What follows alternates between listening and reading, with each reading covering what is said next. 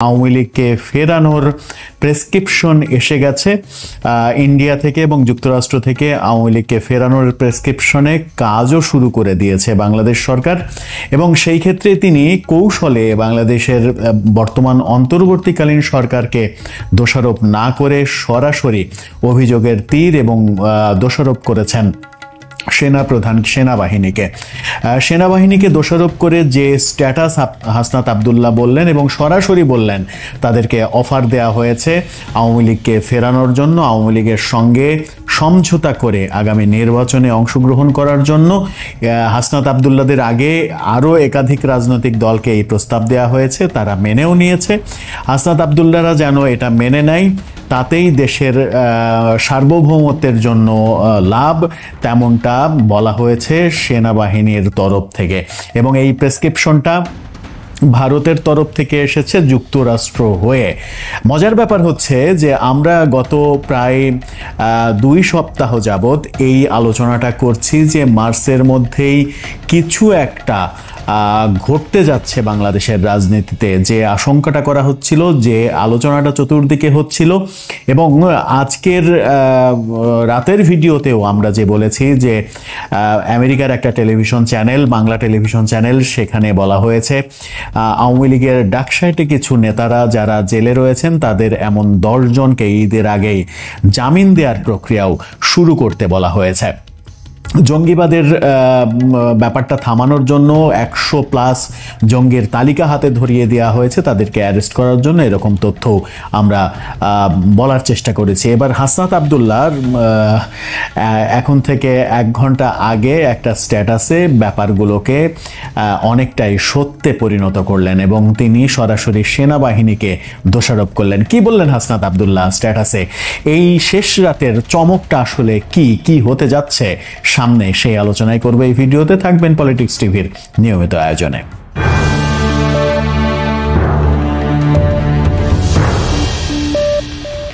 দর্শক, পলিটিক্স টিভির নিয়মিত ভিডিওগুলো স্পন্সর করছে প্রজাপতি.টিভি, নতুন ওটিটি প্ল্যাটফর্ম। আপনারা চাইলে দেখে নিতে পারেন ইউটিউবে, ফেসবুকে, ইনস্টাগ্রামে, টিকটকে। ডেসক্রিপশন বক্সে আমাদের লিঙ্ক দেওয়া থাকবে, সেখান থেকেও প্রজাপতি দেখে নিতে পারেন। প্রজাপতি.টিভির ঈদের বিশেষ আয়োজনও আসছে, প্রায় 8 দিন ব্যাপী তারা ঈদের আয়োজন করছে।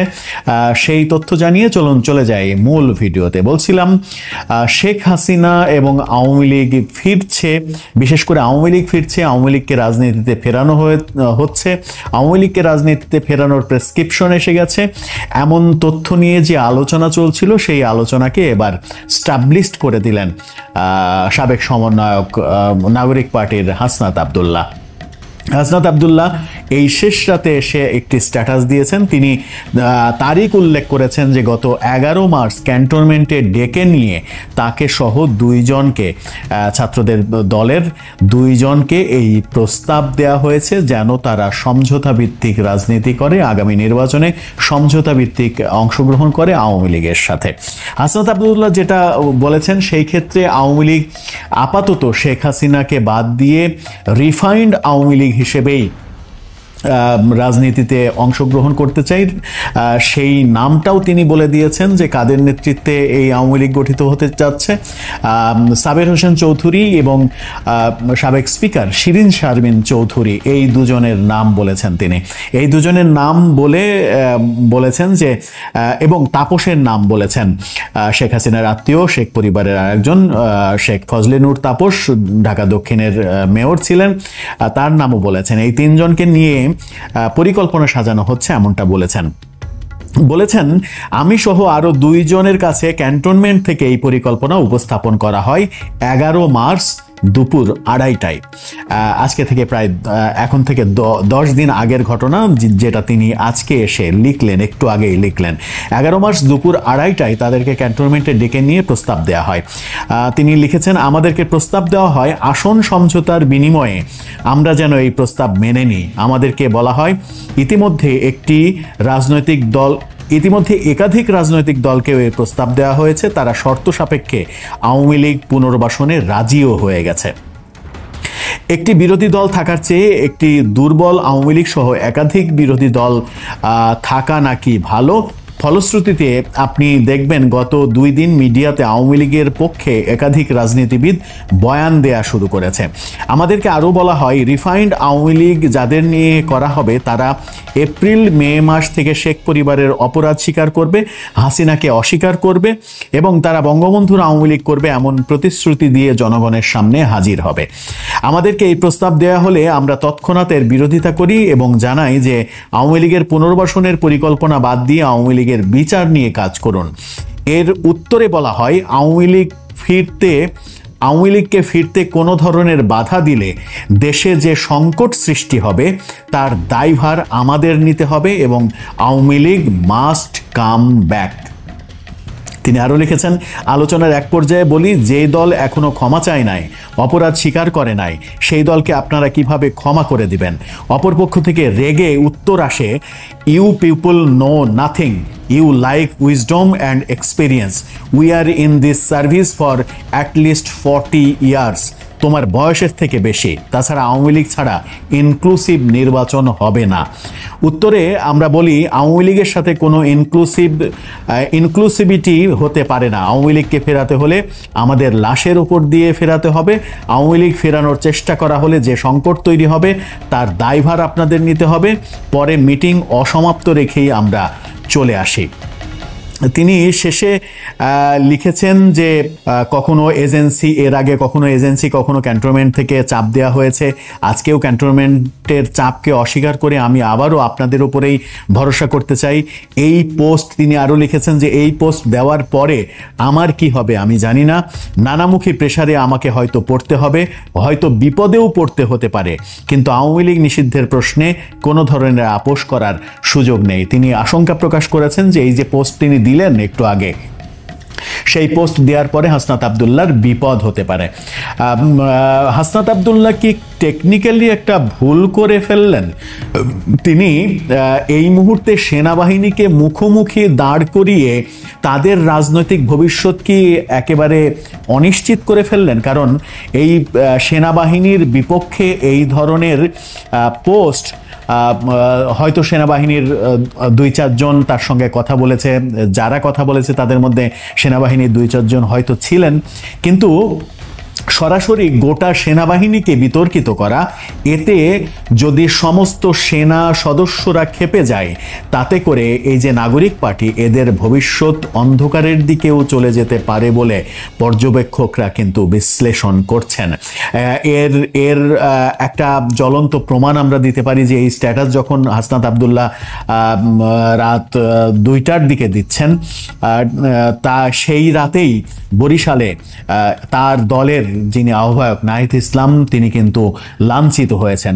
বরিশাল সফরে গিয়ে তিনি তার সহকর্মীদের দ্বারা লাঞ্ছিত হয়েছেন। তাকে ভুয়া ভুয়া স্লোগান দিতে দেখা গেছে, তার বিরুদ্ধে তার অপসারণ দাবি করা হয়েছে, তার পদত্যাগ দাবি করা হয়েছে এবং নাহিদের পরবর্তী যে মিটিং ছিল ঝালকাঠিতে, সেই ঝালকাঠির মিটিংও শোনা যাচ্ছে তিনি বাতিল করেছেন, বাতিল করে হয়তো ঢাকায় ফিরে আসছেন।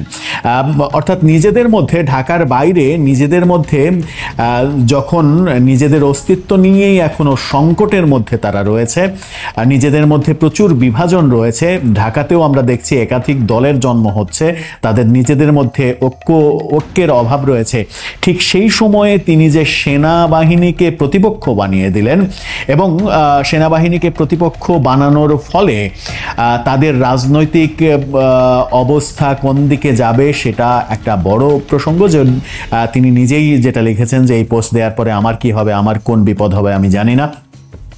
আমার মনে হয় যে টেকনিক্যালি একটু ভুল করে ফেললেন সেনাবাহিনীকে প্রতিপক্ষ বানিয়ে। কিন্তু এই আলোচনার মুখ্য যে উদ্দেশ্যটা, আলোচনাটা কেন করা, কদিন থেকেই আলোচনা, এই মাস জুড়েই আলোচনা চলছে, মাস জুড়ে নানা রকমের আলোচনা ছিল। মার্চেই শেখ হাসিনা ফিরবেন, মার্চেই আওয়ামী লীগের কিছু হবে, ঈদ 26শে মার্চের আগে কিছু একটা ঘটবে।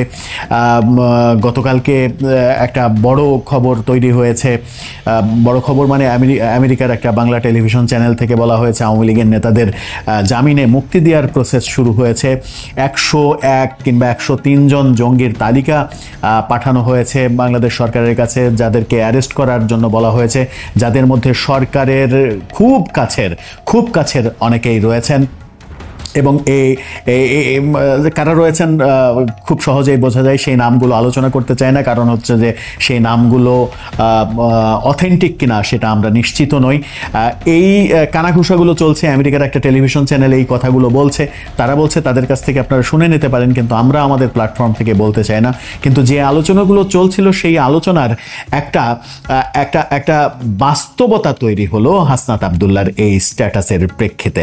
তার মানে আমেরিকা এবং ভারত থেকে প্রেসক্রিপশন এসেছে আওয়ামী লীগকে রাজনীতিতে ফেরাতে হবে, আওয়ামী লীগের উপরে যে টর্চার চলেছে সেই টর্চার থেকে সরকারকে ইউটার্ন নিতে হবে, এবং সেই প্রসেস শুরু হয়ে গেছে। সেই প্রসেস যখন হাসনাত আবদুল্লাহকে যখন গত 11 মার্চ এই প্রস্তাব দেওয়া হয়েছে, 10 দিন পরে তিনি নিরুপায় হয়ে তিনি হয়তো আর কোনো কুলকিনারা পাননি, কোথাও হয়তো তিনি সুযোগ পান নাই, তার কথাগুলোর কেউ মূল্য দেয়নি, সেই কারণে 10 দিন পরে এসে সামাজিক যোগাযোগ মাধ্যমে এরকম স্ট্যাটাস দিয়েছেন।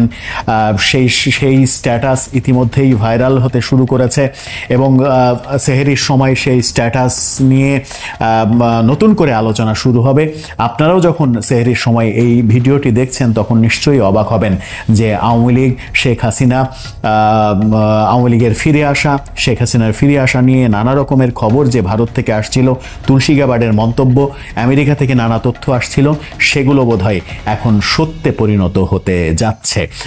তাহলে কি আওয়ামী লীগ ফিরছে, আওয়ামী লীগ রাজনীতিতে ফিরছে, আর আওয়ামী লীগের নেতৃত্ব কি সত্যি সাবের হোসেন চৌধুরী এবং শিরিন শারমিন চৌধুরীর হাতে ন্যস্ত হচ্ছে? আওয়ামী লীগের নতুন নেতৃত্ব তাদের হাতে দিয়েই শেখ হাসিনা আওয়ামী লীগকে ফেরাতে চাইছেন? দর্শক, আপনার কি মনে হয়? আপনার